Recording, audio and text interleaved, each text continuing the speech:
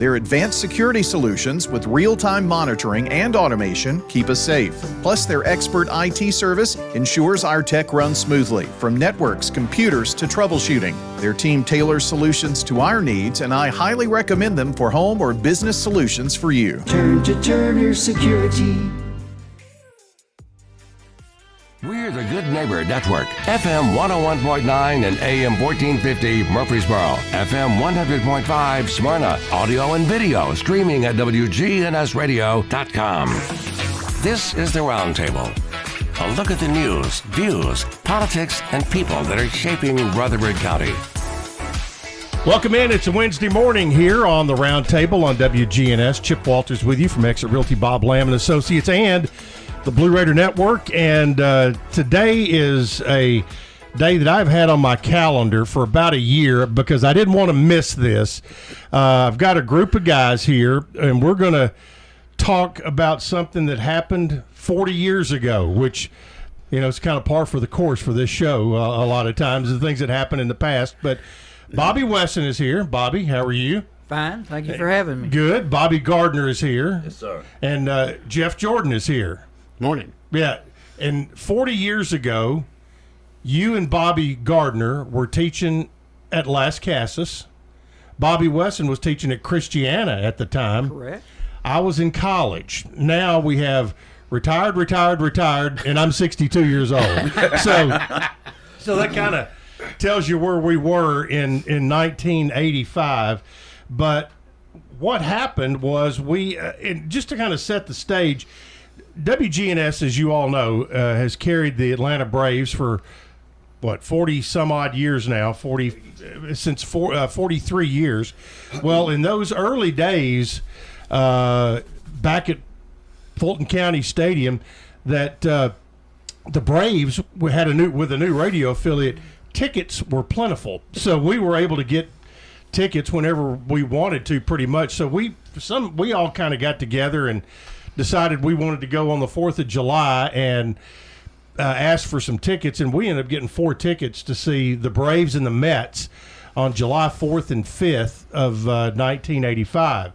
Well, you know, as it turned out, the Braves had gotten pretty decent at that point. The Mets were really good, and thanks to Larry Counts, we had a van, and we had, got us a hotel room over by the airport, and went down there. But to kind of tell you how we all kind of got together, a lot of you listen to Brian and John now on high school sports. Well, that's how we all kind of got ourselves together, was in the summer and fall of '84 when I started doing the high school games here with Oakland had a state championship run that year. And so Jeff was helping me on the radio. Bobby was yelling no flags every time somebody scored a touchdown, and Bobby Wesson was there to help spot or whatever we needed at the time, but also took us to Shoney's. But that was a lot of fun back in those days. What do y'all remember about those times? Well, it was hard work. It really was. I think a lot more difficult then than today because of we got the internet today. Oh yeah, and every roster. Trying to find rosters. Oh yeah. I've always said if anybody can do high school football well, you can do it at any level, because the higher you go on the ladder, there's more information available to you, and also the technology of trying to get on the air was a little different in those days. Well, Brian was absolutely great at that, and the rosters and whatnot. Sometimes we had a game or two.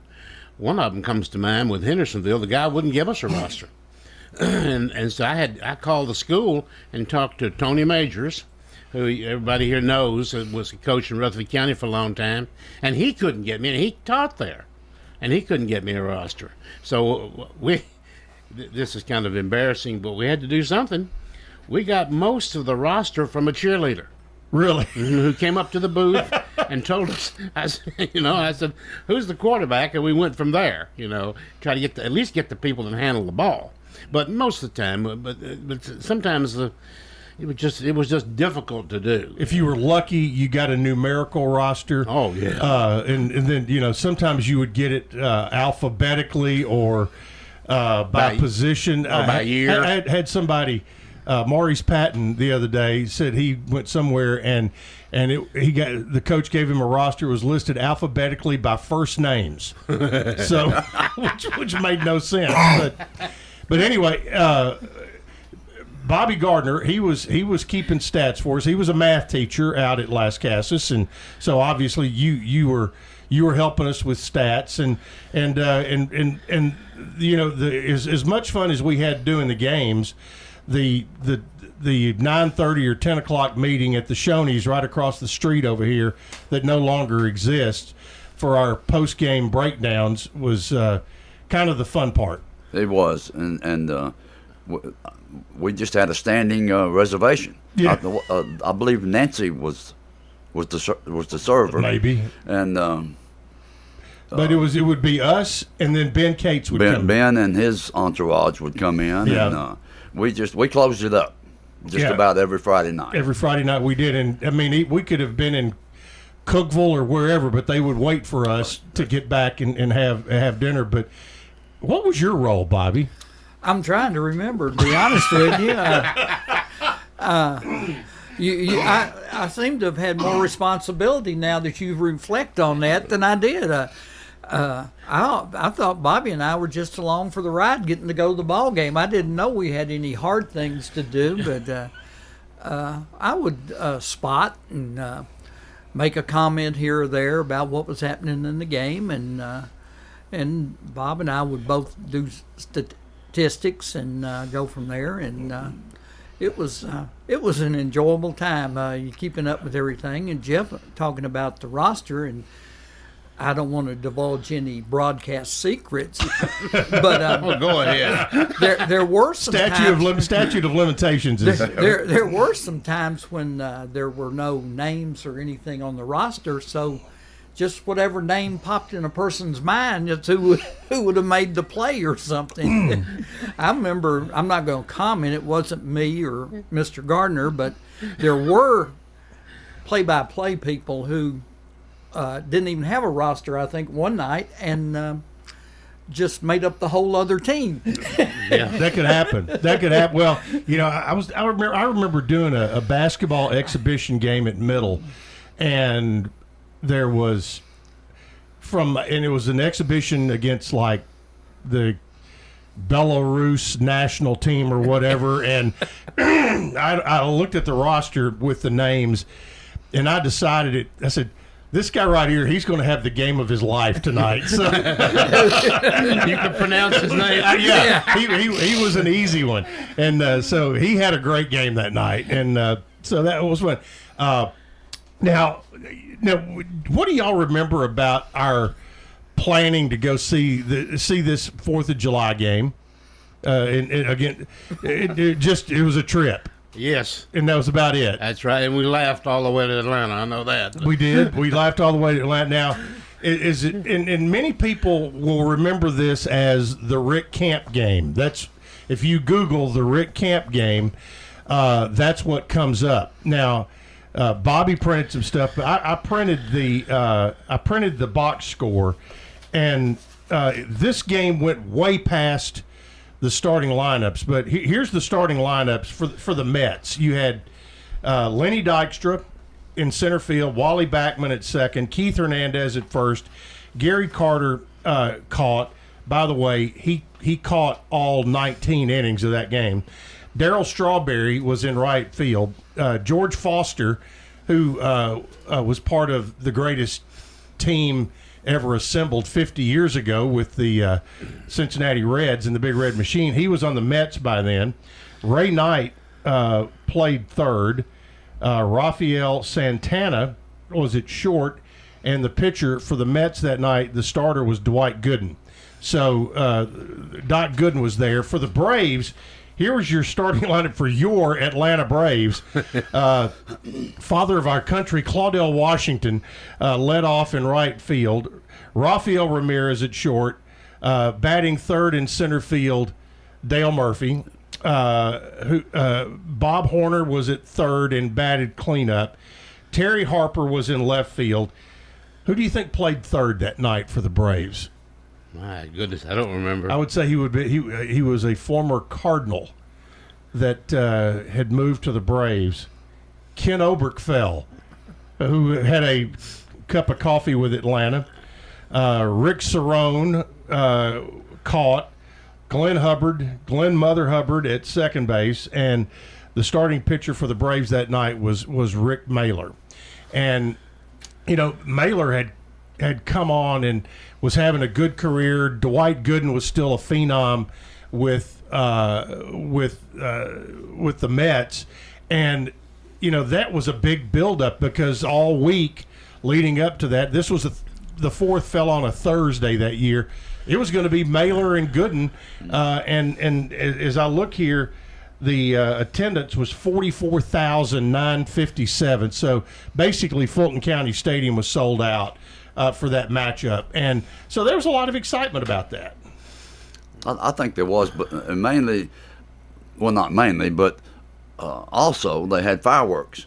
There were going to be fireworks after the game. And so there were kids on top of kids on top of kids. So all the parents brought the youngins to see the fireworks, and and I'm getting way ahead of myself here, but the fireworks I think went off in daylight at 20 after 4 a.m. Yeah. But they did have fireworks. They did, and that's the first thing that happened that night was there was a 2-hour rain delay before the game ever started, and I remember walking. We were out on the concourse getting some refreshments or whatever. Ran into a girl I was in school with from Tullahoma, and she ended up. She and her family were down there. They left during the rain delay, got home, and they were able to ended up watching almost the whole game on TV when they got home. But it was, we had to sit through that rain delay, and then there was another rain delay midway through the game, and on top of that, the other basic facts of this thing were it went 19 innings, had about 3.5 hours worth of rain delays. The game itself, minus the rain delays, took 6 hours to play. There were 43 players that played in the ball game, and it was, it's one of those that just kind of never goes away. This time of year, it always gets brought up because of a guy we're going to talk about in the next segment who hit his one and only career home run, and it was crazy. But do you remember Bill Ward? Remember the old Murfreesboro Sun newspaper? I've been trying to remember his last name. I remembered Bill, but I could not. He's Murfreesboro Press, wasn't he? Murfreesboro Press or Murfreesboro Sun. Murfreesboro Sun? Yeah. Okay. Yes, I remember it. Jeff. Well, there were, if you remember, we were late in the ball game or sometime past midnight, and we get yelled at from the press box, and we turn around, and it was Bill Ward.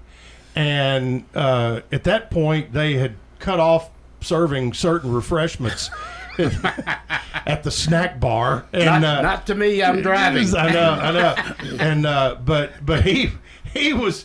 They still had some available where he was sitting, and so he passed a few over to the patrons below. So, but it was kind of interesting. He had left the Murfreesboro Sun, and I think was working for a paper in Marietta at that time. But there came a certain point, Jeff, where we had to make a decision: are we going to bow out of here, or are we going to stay? And so we decided we were going to stay, and that was probably, looking back on it 40 years later, was a good decision. Yeah, it was a good decision. Now, I think, at the time, I thought, boy, I am really tired.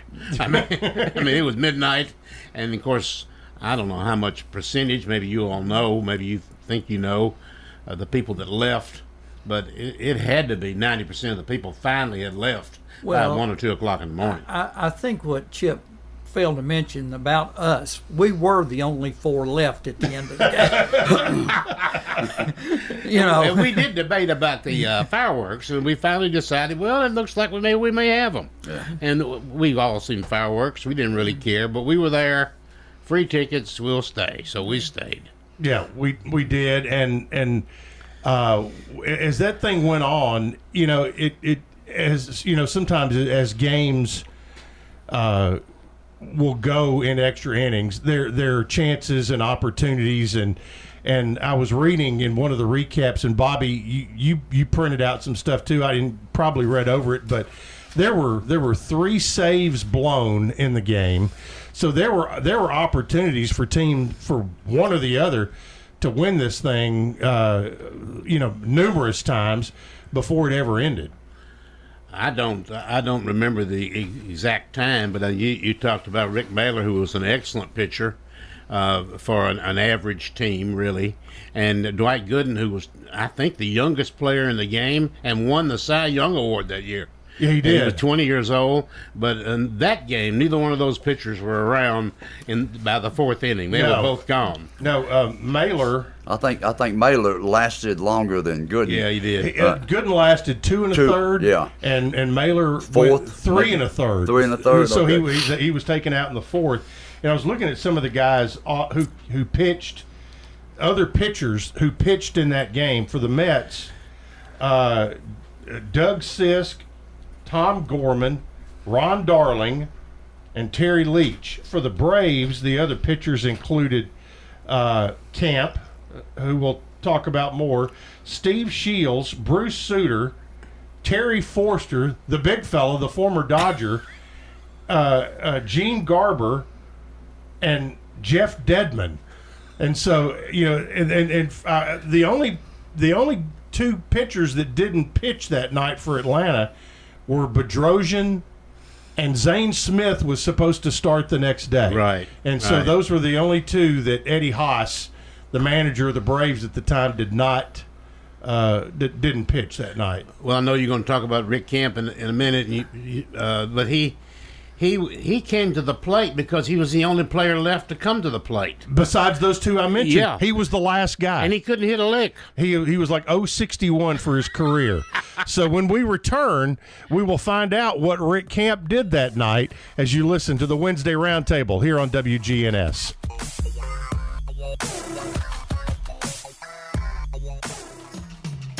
Turn to Turner Security. Hey, it's Brian, and we've relied on Turner Security for systems here at WGNS and Big GTV for many years. Their advanced security solutions with real-time monitoring and automation keep us safe. Plus, their expert IT service ensures our tech runs smoothly, from networks, computers to troubleshooting. Their team tailors solutions to our needs, and I highly recommend them for home or business solutions for you. Turn to Turner Security. Insurance should be simple, not complicated. That's why at Rayburn Insurance, Agent Rick Hull cuts through the jargon and helps you understand your options clearly. He's committed to finding the right coverage that fits your unique needs and budget. Their team has been a trusted partner in the community since 1973. Ready to make insurance easy? Get with Rick Hall at Rayburn Insurance Agency. He's ready to help you get the protection you deserve. Do you love to read? Love to read. Tell us about the library at Adams Place. We have an amazing library. It's like a library at a big estate. You know, there are just so many books. You just come, pick out one you want, take it home, read it, take it back. It's just great. Hi, this is Terry Deal at Adams Place. Call me for more information about Adams Place. Phone 615-904-9111. Adams Place on Memorial, across from Walmart. This is Chip Walters, and I'm honored to be your 2024 MTAR Realtor of the Year. I'm with Exit Realty Bob Lamb & Associates, and like many of you, I've seen the real estate market shift and change. People often ask, Chip, what's really going on? Well, that's a great question, and I believe in answering with solid, factual data. So let's cut through some of the noise. I invite you to reach out. Let's have a conversation about your real estate goals and the current market trends in your neighborhood. You can find all my contact information at choosechip.net. Good Neighbor Events is brought to you by the law offices of John Day. AmeriCare Pest Control, and Old National Bank. In today's changing world, you need a financial planner that you're comfortable with. Rely on the bonds that you've built with trusted friends at Old National Bank on Dr. Martin Luther King Jr. Boulevard here in the borough. And if you just moved here, visit us and enjoy warm, homemade cookies. Honey, the cookies are ready. Like Grandma used to make. Old National Bank. We're better together. 2230 Dr. MLK Jr. Boulevard. Old National Bank, member FDIC. WGNS encourages you to shop locally. Patronize our local mom and pop businesses and makes stronger neighbors. Hey, put this on the calendar. Freaky Friday at the Center for the Arts in Uptown Murfreesboro, July the 11th through the 27th. The Center for the Arts is at 110 West College, just off the Murfreesboro Square. If you're an Alzheimer's or dementia caregiver, there's a support group you need to know about on the second Tuesday of each month. We remember you. 4 o'clock on the second Tuesday of each month, and they meet at the Villages of Murfreesboro on Willow Oak Trail, just down from the Avenue of Murfreesboro. If you have a business and want to do a little networking with other businesses, join the Better Business Bureau for The Connection. That's on Tuesday nights, 5 until 7, at Champy's Chicken, right here in the borough. If you'd like to learn more about volunteering at Greenhouse Ministries, attend one of their volunteer orientation sessions. That's every Thursday morning at 10 at Greenhouse Ministries. Those are WGNS Good Neighbor events. Rutherford weather. We'll see sunny skies here this afternoon, a high around 90 degrees. Tonight, mostly clear and a low near 66. Thursday, sunshine, high around 90. I'm meteorologist Jennifer Wojcicki on News Radio WGNS. Currently, it's 79. WGNS is powered by Middle Tennessee Electric. As a member of MTE, you have access to educational resources to help you tailor energy use to your lifestyle. Interested in electric vehicles? MTE offers incentives to learn about EVs and connect with others who share your interest. This is the Roundtable from News Radio WGNS on FM 101.9 and AM 1450 Murfreesboro, FM 100.5 Smyrna. Listen and watch at wgnsradio.com. Welcome back into the Roundtable on this Wednesday. Chip Walters with you, along with Jeff Jordan, Bobby Gardner, Bobby Weston. We were intrepid travelers back on July 4th, 1985. That was 40 years ago. Watching the Braves and Mets, and it goes down as one of the most historic games in Major League history. And here is why. Well, this is why I always save a player. This is absolutely the reason. I thought the Braves did the right thing. They let Runge take a shot at winning it, and he hit the ball well. But now 2 outs and 0 on. The Mets are waving their outfielders in. The whole Met team waving their outfielders in. Here's Rick Camp with a game on the line. 2 outs and 0 on base. And at least he took a good cut and fouled it off. Ernie, if he hits a home run to tie this game, this game will be certified as absolutely the nuttiest in the history of baseball.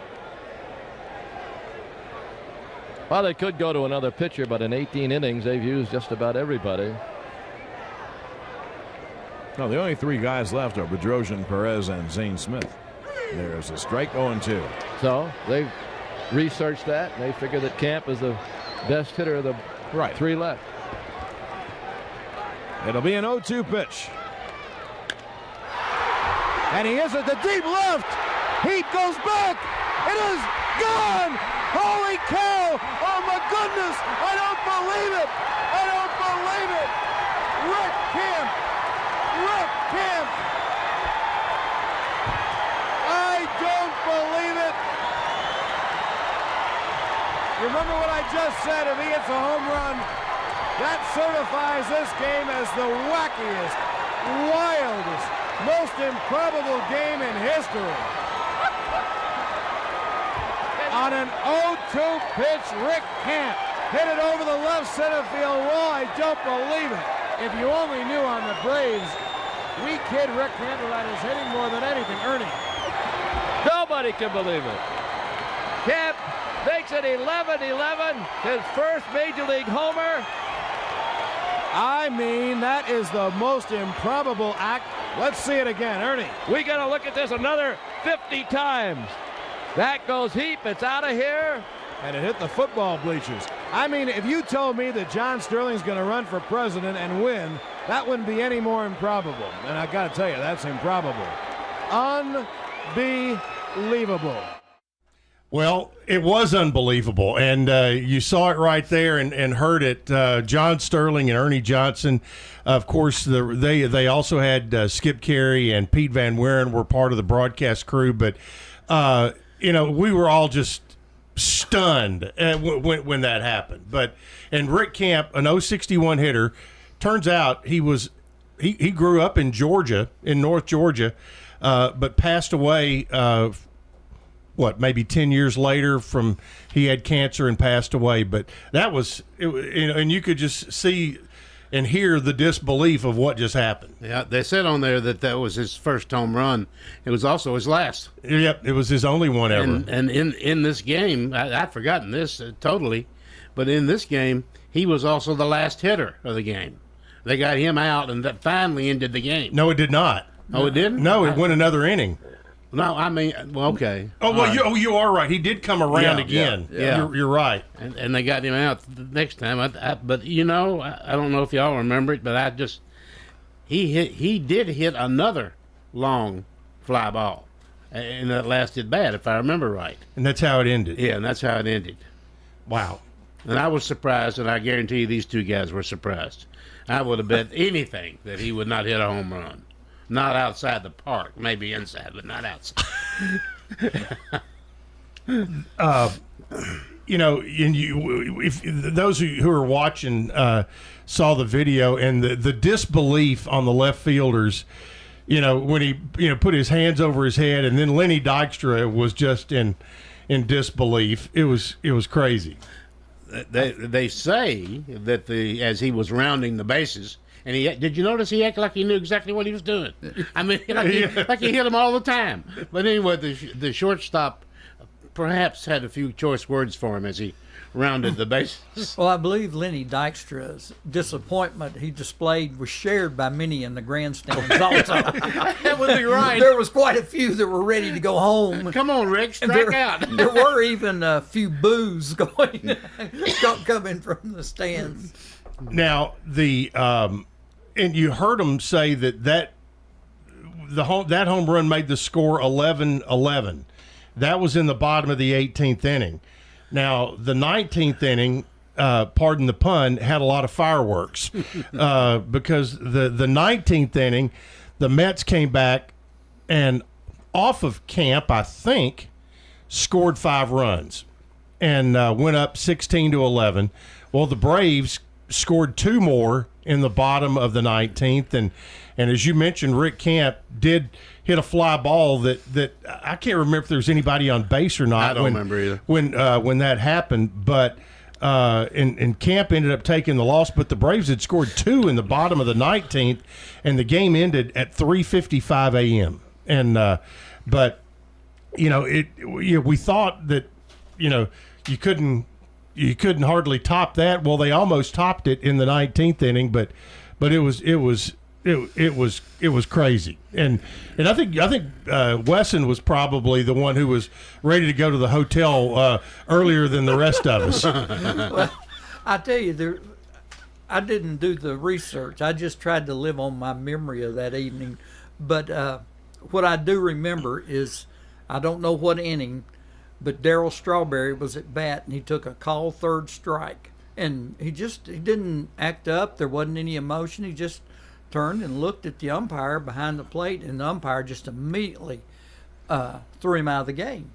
And the next morning in the paper, they had asked Darryl Strawberry, what did you say to the umpire to get thrown out of the game? He said, all I said was, that's a bad call, and the umpire told me that there are no bad calls at 2:00 in the morning. Good night. The umpire had a point. Yeah. I think that was. And not only I think it was Terry Tatum was. Terry Tatum was a big time umpire. see, I thought I had it here. Who the umpires were, but I thought it was on this box score. But also, the manager of the Mets went on to the Dodgers. Got thrown out. He got thrown out when Strawberry did. Little known fact about Darryl Strawberry is, when he signed with the Mets, when he got drafted by the Mets, he was like a huge phenom and prospect. Oh, yeah. Well, his first assignment was in Kingsport there was a short summer league A team in the Kingsport Mets, and where he stayed is you remember Mark Elliott played basketball and baseball at Vanderbilt, now the AD at Trevecca. Mark was from Kingsport, played at Dobbins Bennett, and Darryl Strawberry lived with him that summer because Mark was probably as good a baseball player as he was a basketball player at Vanderbilt, and so he got drafted and was with the Mets or signed a free agent contract or something. So Mark played pro baseball, lived at home, and played Class A or rookie league baseball there, and Darryl Strawberry lived with him, and that. So they go back a long time, which is kind of crazy. But also that night, Chip, Keith Hernandez, the first baseman.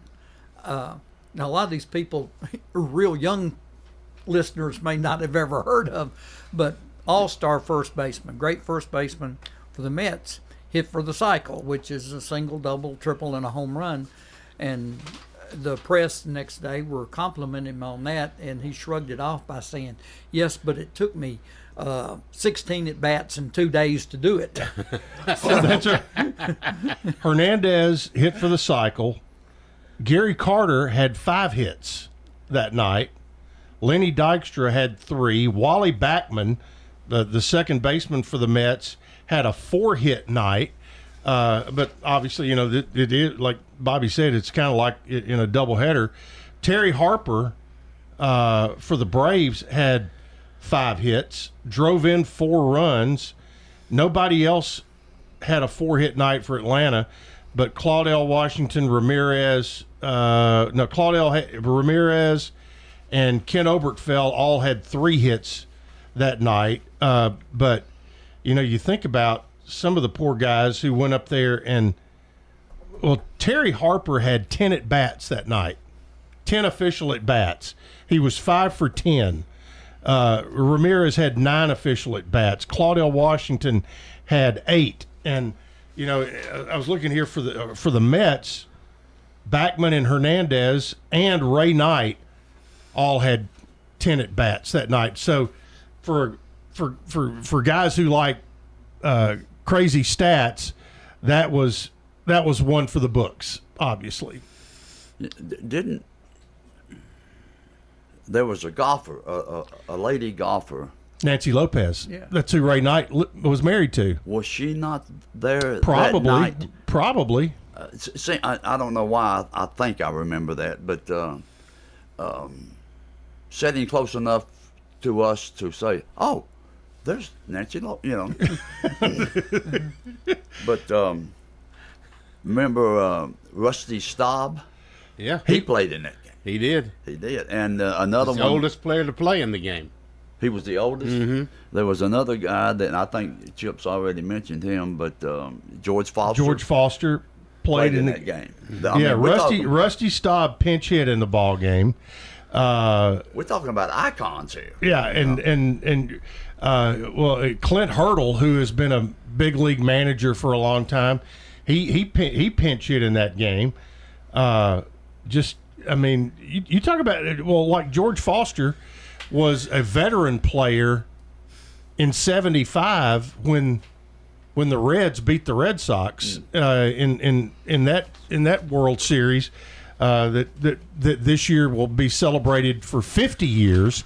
And so 10 years later, here he is still playing for the Mets and was part of it. But you know, we finally, you know, the fireworks finally went off. We got back to the hotel, and I think none of us got up until about noon the next day.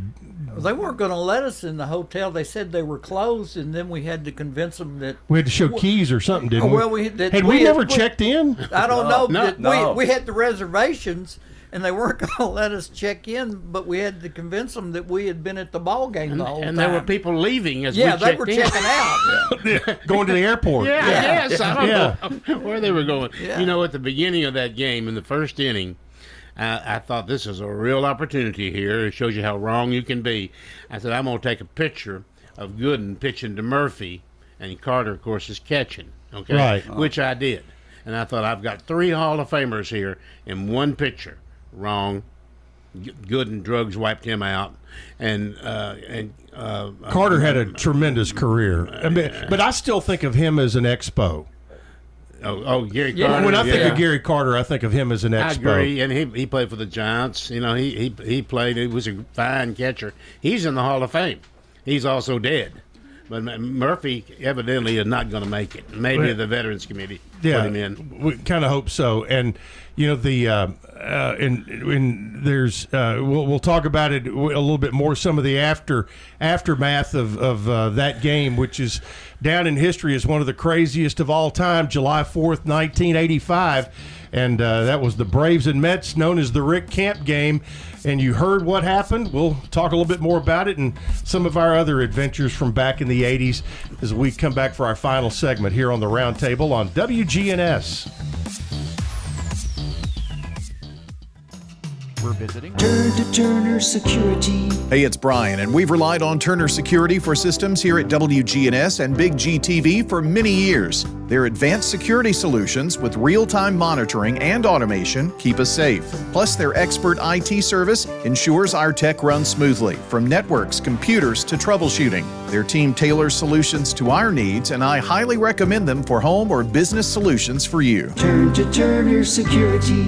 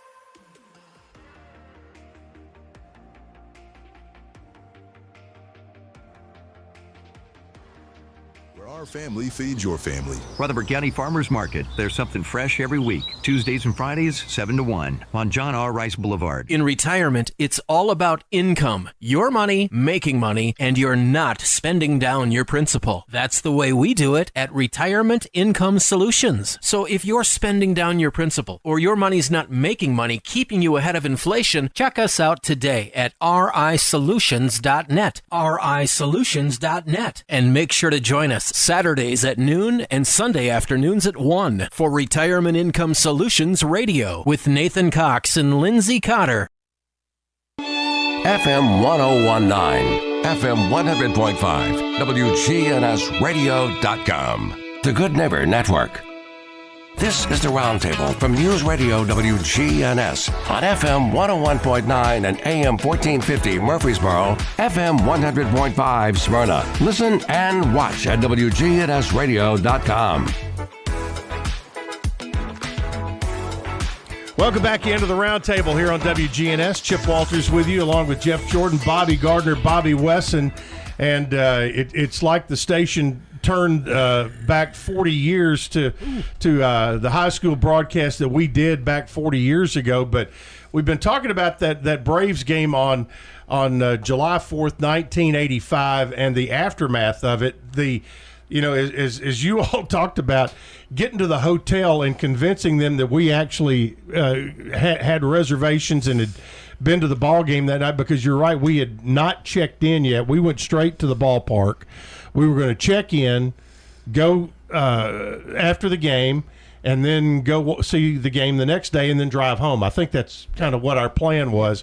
But we slept till about noon the next day, and then on the afternoon of the 5th, in addition to freeloading some tickets, I got Jeff and I had finagled a couple of passes to get on the field during batting practice, and I have a picture that Jeff took it of me and Dale Murphy, and I had a chance to do a radio interview with Murphy, and the manager of the Braves at that time was Eddie Haas, and there was a little story to that Jeff can go through in a minute. But the picture of Dale Murphy and I is taken from the Braves dugout on the first base side with Nakahoma's tent and the outfield in the background.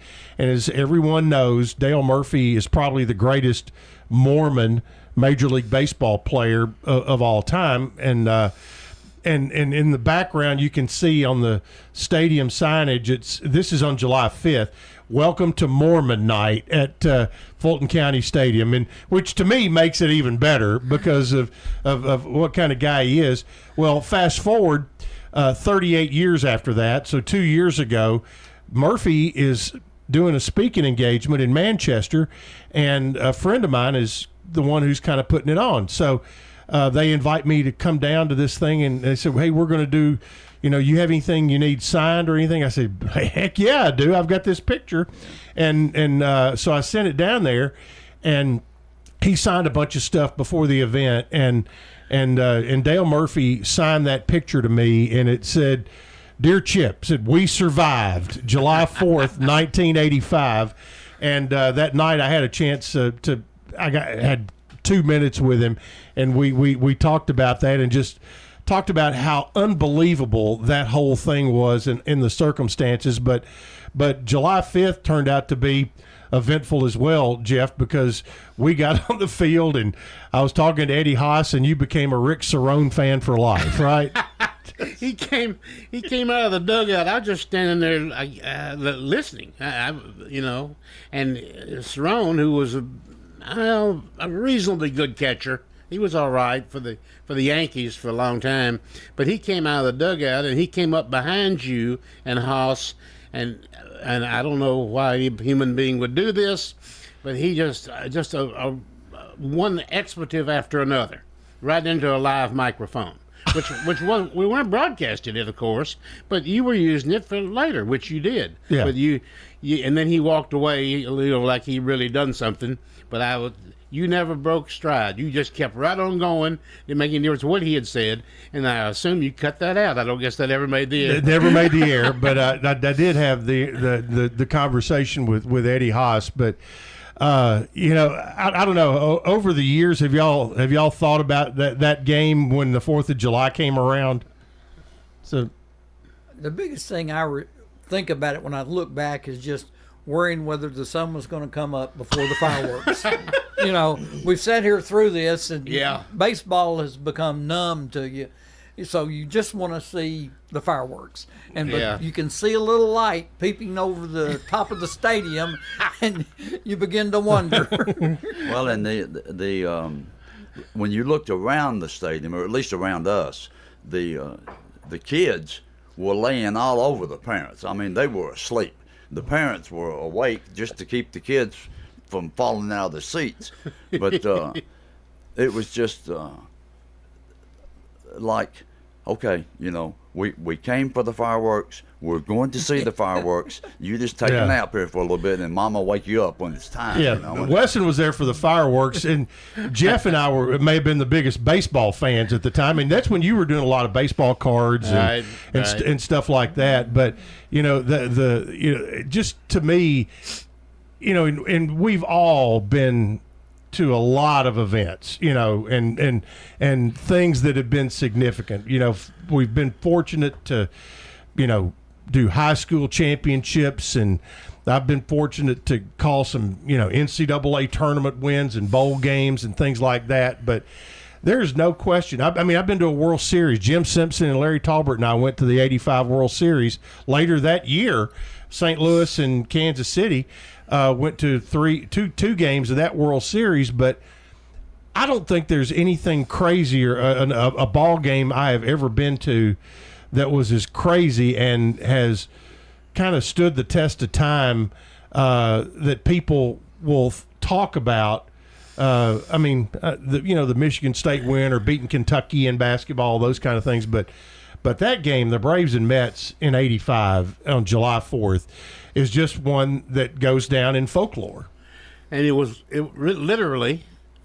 But we have talked about this here, but we really haven't scratched the surface. Really, there was something every inning, it seemed like, that happened and you think, hey, and of course the Rick Camp home run. I'm not very often surprised. I'm an old man, and I can't be surprised much anymore. But that surprised me. I thought, no way that ball's going out, and it did. Yeah. It didn't just go out either. It went out.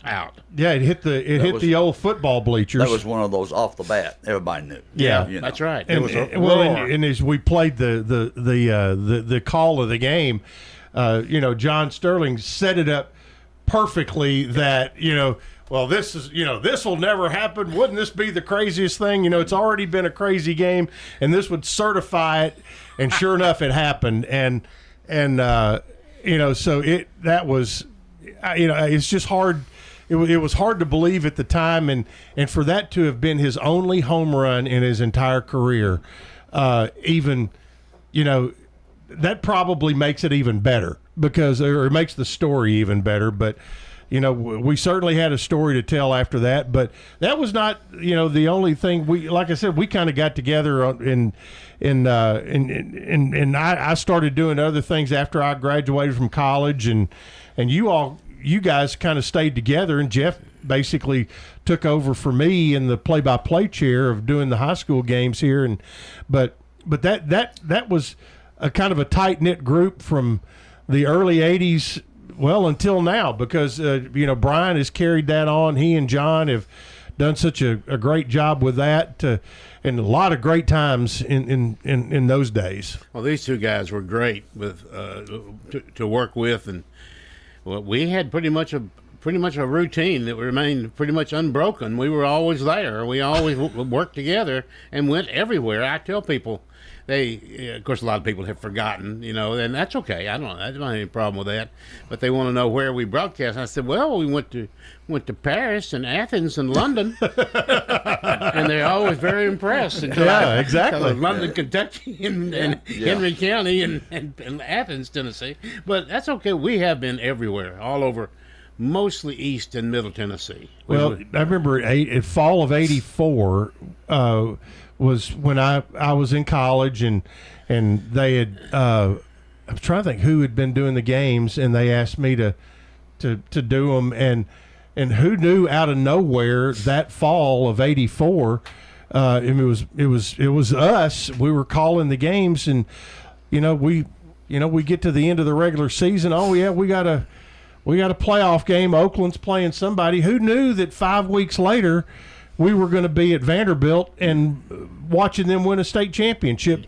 James House, if there's ever been a team that was carried by a single running back, James House was unstoppable in the playoffs that year.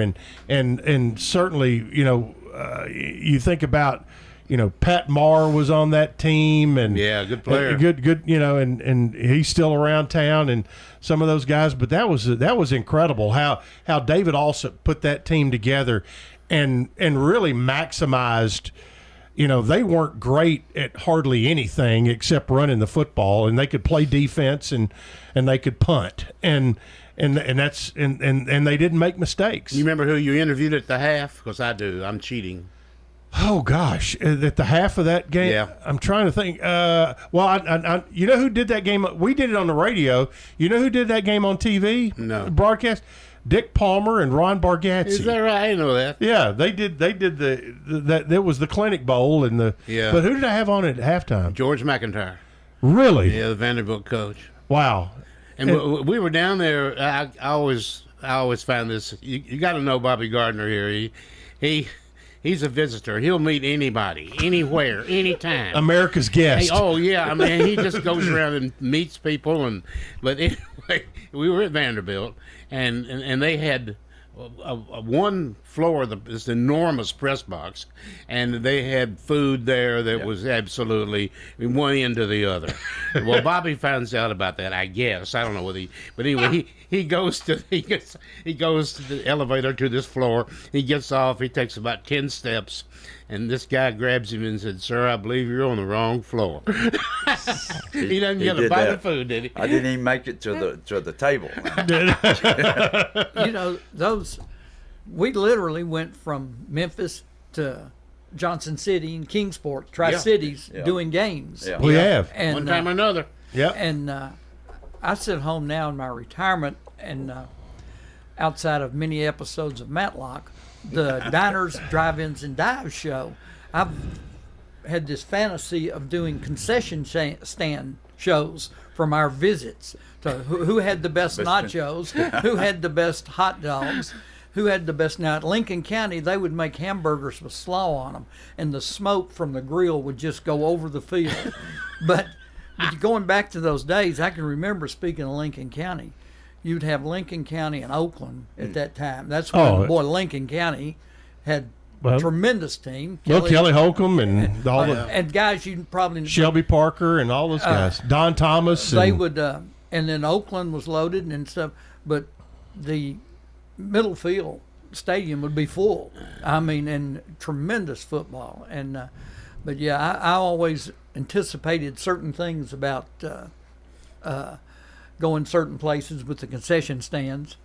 There's a now, because there's way more outlets for that, whether it's Facebook or Instagram or TikTok or whatever. There's a guy in Alabama who does that, who rates concession stands. Your calling is out there, so it's not too late. I missed my calling in a lot of things. I've been disappointed that I don't, in the back of my truck, have 500 T-shirts with a zebra on it. Yeah, well, oh no! I could pay for my retirement. How does Christiana not change their mascot? The new high school coming in out there. They've got to be zebras. No way.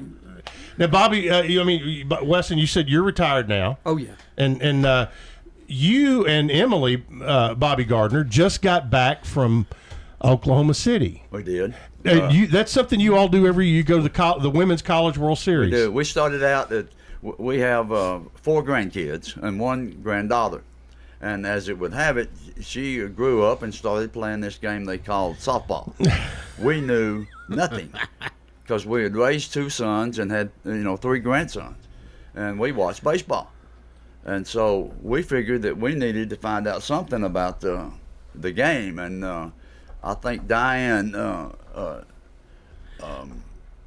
over at MTSU, Diane Turnham got us. We asked her, could she get us some tickets, and not free, but just to get them, because they're sold out. I mean, it's sold out.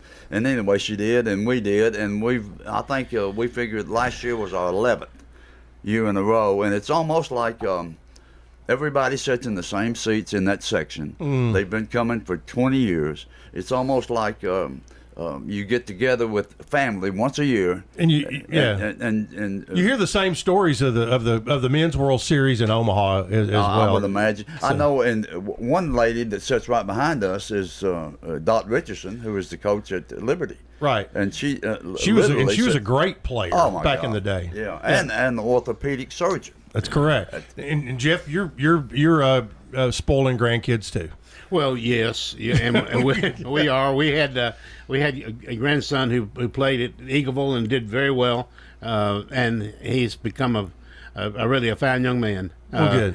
And our great grandson, the oldest one, who will be 8 next week, he has been playing t-ball since, gosh, I don't know how early they start, but early. And he, we've been to numerous games, and there are more coming because we got 2 more behind him. So he's also talking about probably MTSU's greatest fan. Yeah. There you go. Yeah, which is great. Yeah, Awesome. he asked me. I asked him not too long ago. I said, "Who is your number 1 team?" Because he talks about everybody. I said, who's your number 1 team? He said MTSU. I said, good choice. There you go. Who's second? He said everybody else.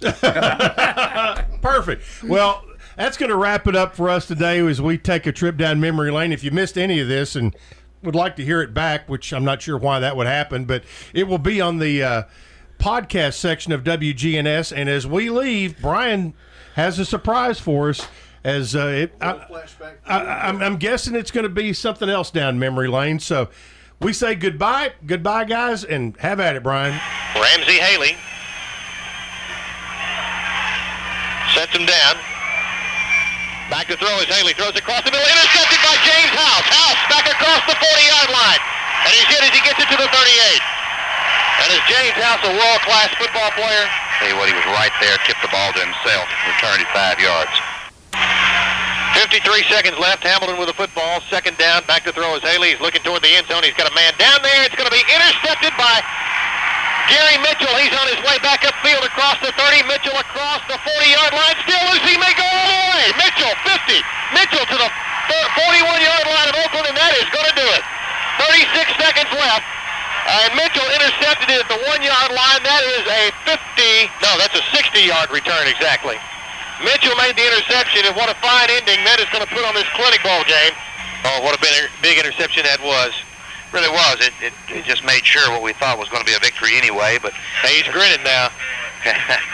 Coach Alsop has started his grin. 2, 1, it's over. Oakland is the 1984 Class AAA state champions. They've come all the way through the playoffs, defeated Lincoln County, Red Bank, Jefferson County, now Memphis Hamilton, and they are on top of the heap now of the 117 Class AAA teams. They are the Oakland Patriots. They are the state champions. James House did a somersault at the 35-yard line. He and Jimbo Ralston. He is delighted.